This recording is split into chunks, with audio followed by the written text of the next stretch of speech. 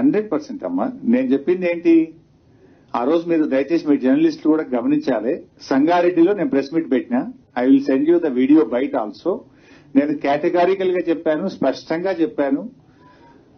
రాష్ట్ర ప్రభుత్వం bond paper మీద రాసిచ్చిన 6 గ్యారంటీలు, 13 హామీలు, 100 రోజుల్లో చేస్తామని చెప్పిన 13 హామీలను, రుణమాఫీని 15 ఆగస్టులోగా చేస్తే నేను రాజీనామా చేస్తానని చెప్పాను.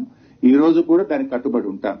నేను ఆ రోజు ఇంకా స్పష్టంగా చెప్పాను, అవ్వా తాతలకు 4,000 పెన్షన్ వస్తే నాకు ఆనందం తప్ప నేను ఒక్కరిని ఎమ్మెల్యే పదవిలో ఉండడం నాకు ఆనందం కాదు.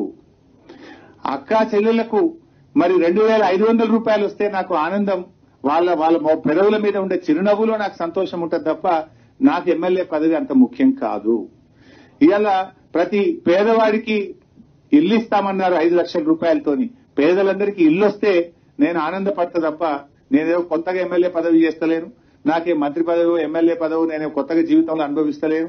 నా పదవి కంటే తెలంగాణ ప్రజల అక్కా చెల్లెళ్ళ అవ్వాతాతల కళ్లల్లో వాళ్ళ పెదవుల మీద సంతోషమే నాకు ఆనందం.